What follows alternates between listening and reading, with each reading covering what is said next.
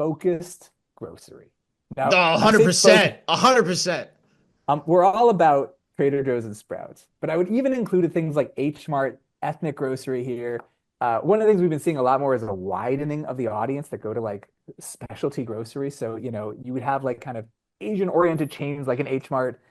That audience is growing and it's expanding and it's showing the excitement around different types of food, widening palettes nationwide, and the opportunity that exists for people who can drive those visits, especially when we've seen consumers more willing to make more locations, more visits a part of their kind of monthly grocery mix. So whether that's more stores, more visits overall, all of these things benefit those that have something very special to bring to the table. And it's all this orientation of like unique selling point. Like, what do I have to bring to the grocery mix that is extra valuable that's going to drive this visit? And the fascinating thing here is there's going to be a battle between those all-in-ones trying to regain more of that shopping list and chains like this who have a very clear area where they are awesome but can't necessarily compete on the wider breadth of options. And what wins out for consumers in different areas, which chains are able to leverage their strengths to dominate more of that space. Wow.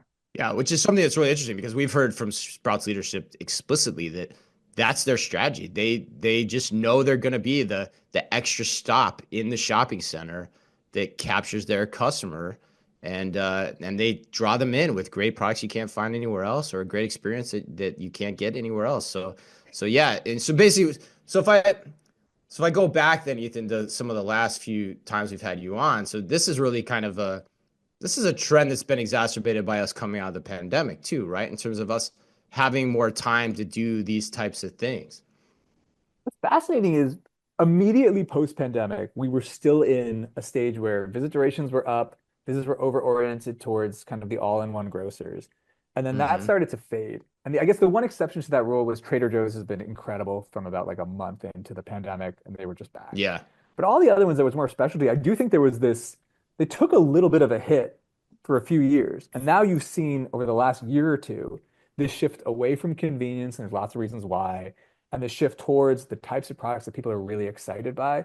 And I think value is a piece of the puzzle, and it gets a lot of when people are saying why this is happening, value is clearly a part of it. But I think so much of it is what you mentioned before.